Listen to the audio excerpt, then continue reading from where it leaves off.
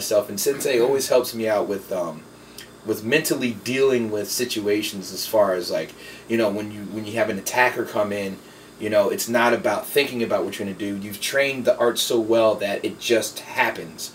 You've got all the thinking done already. Right. Mm-hmm. So I'm trying to now take that same understanding into situations where I feel like, you know, so that I don't feel like, so that I have like some kind of automatic, I don't even know if that makes sense, but, well, you know what I mean, to combat that.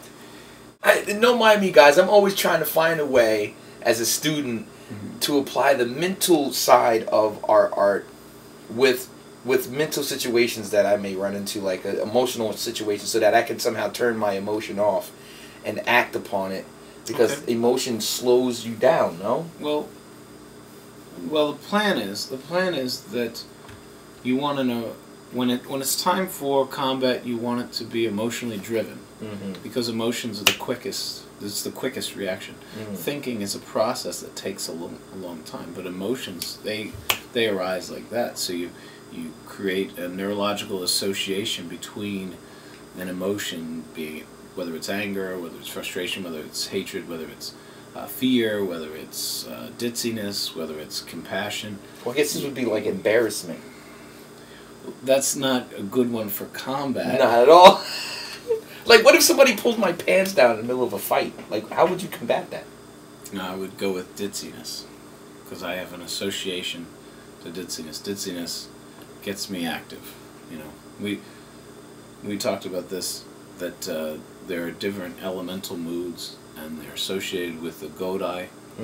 So water is associated with the logic. You know, the scientific mind, a logical, progressive thinking, and the other side of water is fear. Earth has I always say, confidence and cockiness. That's what I would say. Wind is associated with ditziness and compassion. Fire is associated with passion and rage. So, if we look at it as like a wind approach. Well, to clue in the audience, if you don't know what we're talking about as far as, it's called the Godai no Heiho, or the strategy of the Godai, of the 5 elements.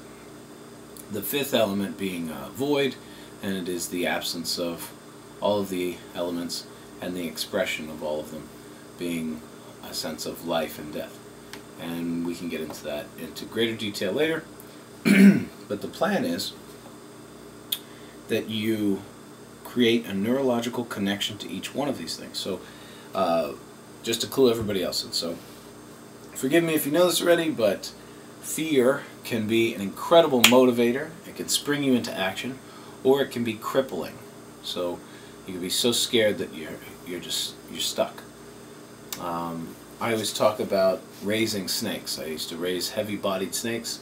We still have a massive one at the Northampton dojo. Unofficially, because I don't think we're going to be allowed to have those in Pennsylvania any longer. Unofficially, the thing's close to 9 feet long. It's freaking huge. I haven't been over there in a while. Holy cow. Yeah, it can eat chickens now. Old chickens. Yeah, it's big. Yeah. Anyway, when you throw a rat into the cage, right? And you're not supposed to feed it live rats. You're supposed to feed it dead rats, and this is why. It creates a more aggressive snake if you're feeding it live food. But also, because of this, you throw a rat in the cage, and eventually that snake's going to corner it. It's going to corner it into a corner. And that rat is going to have that fight or flight response. And you can watch as that rat is terrified. He sees the snake coils into an S, that tongue's grabbing some scents out of the air. He knows exactly what he's going to do, and the rat knows exactly what's going to happen. And one of two things happen. Either that rat explodes, and you hear this like a squeal as the rat comes with all 4 paws just clawing at the snake and biting it. And you have to quickly grab that rat and get it out of there, and it'll damage your snake. Or you see the exact same thing on the opposite side. It's got all of that intense emotion. You can see it, like, oh my gosh, I'm going to die. and it just does this. And the snake eats it. It's just terrified. Right. It can't move. Wow. So it can be so terrified that that snake's in trouble. Or it can be so terrified that it's frozen. So that's what motivation, that's what emotions can do for you. They can cripple you or they can motivate you. And the plan is, through training, is to create a neurological connection between our root emotions so that immediate response occurs. So when you're angry, boom, you snap into action. You can be so angry, just picture it. If someone were to run up and punt my daughter, like a football punt, you know, she's a little girl, I could imagine that I would be so enraged that if I were not trained, I may freeze. You know, you can just imagine that you'd be so enraged that you can't even move. Right? That's why it's necessary to create this connection. You could be so passionate that it's crippling. You see a little boy run after his ball into the street, and you desperately want to save the day, but because you're so wrapped up in the emotions of being passionate that I have to do something. I have to do something, and you're not doing anything because you just keep thinking about how you have to do something. You know, I gotta save him, and you're not doing anything. You know, and the little guy gets hit with a car, and you're just stuck there. Ditzy. Some guy comes at you with a knife, and he's like, "I'm gonna gut you." You know, I don't even know you. Does that matter?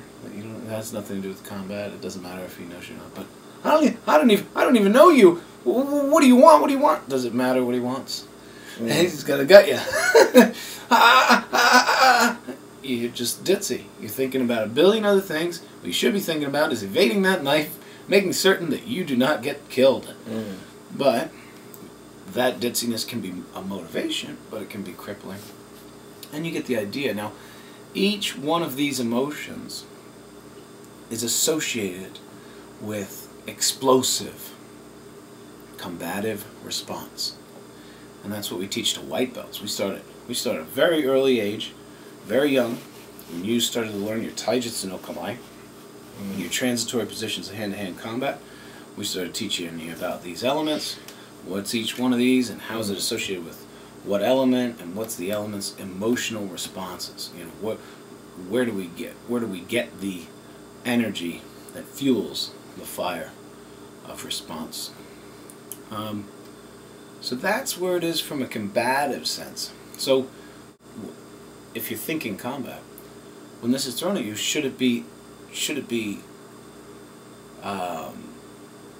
coming in and really we like to think about it as this guy did this to me, that guy did that to me, but really that's not what combat teaches us. That's not what this Godai no Heiho, this strategy, teaches us. It actually teaches us about how that is a spark that ignites the fire within.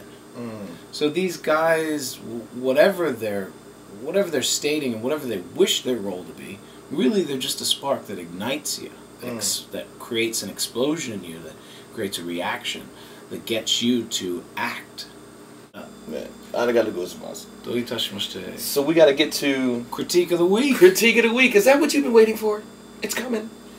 Who are we going to be critiquing tonight? Oh.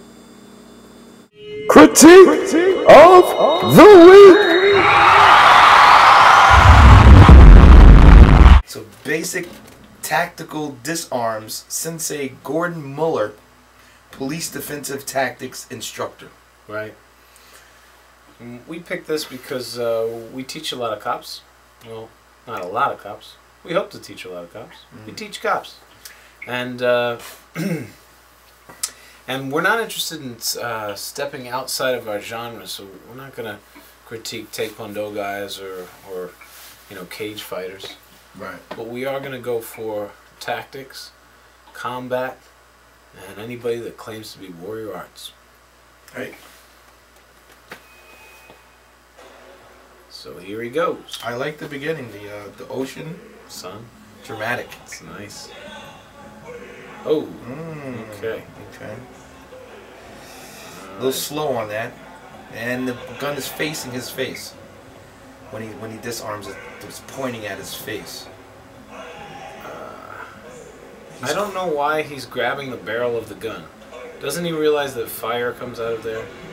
And if it's a semi-automatic weapon, when that round goes off, it's gonna rip his hand to shreds. So basically, every technique he's doing is not going to work because it's going to rip his hands to shreds. He's got a 50-50 chance. If that round goes off, it's gonna rip his hands to shreds, and it's gonna burn him. Wait, let me put my glasses on. This is because honestly, you do that right there, and that's gonna hurt a lot when that round goes off.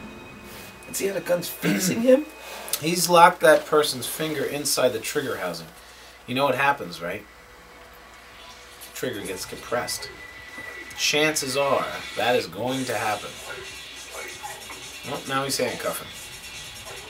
Now that's pretty sweet. I can't disagree with that cuff because that was fast. It was a quick takedown, and he had some cuffs going. He's definitely trained this for a while. He definitely has. He's got some locks. I've got some issues there. If you have time to bring your hand around, he has time to bring that fist around. Now, I don't know why the guy helped.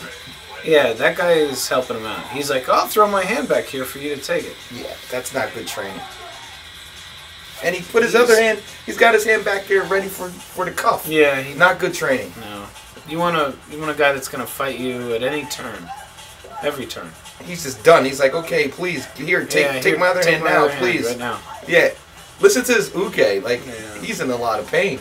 Yeah, but even if he's in a lot of pain, that guy had a knife, and he grabbed the knife hand. Never grab the knife hand. You're putting your vitals, your wrist, your radial artery next to the knife. That's not a good idea. That guy seemed to just drop that knife. I wonder why. Maybe because he was struck in the wrist? I'm not going to drop the knife. What would it take for you, audience, to drop your weapon? Are you going to let go of that knife? I don't think so. The pain is uke is in. Well, he just put him in. That's a weird pin right there. But that was prior an arc. to He that, put him in arc. yeah, you don't want to make the guy stronger. That's a little strange. But prior to that, he did kage, or what Aikido calls, they call that ikkyo. This is again. Are you gonna let that gun go? You couldn't get me to let go of the gun. Oh, you're talking about as far as the uke letting go of the gun he's so like easy? letting it go. Well, you know what I think it is? I think the ukes know that it's going to be painful if they do hold on to it. But you can't train it that way with somebody that's going to let go. You got to train it with somebody that's going to hold on to it. And he just stopped where that guy was on the ground and all of his weapons were facing him. This I like. Well, part of it. He's striking him. By the way, don't ki-eye. Especially if you're disarming a person with a gun, you're indicating movement. You want to surprise him with movement. There, in a lot of these, he's moving his arms, but his body's not moving out of the way. It's all hand action. His body's staying in the way of the round.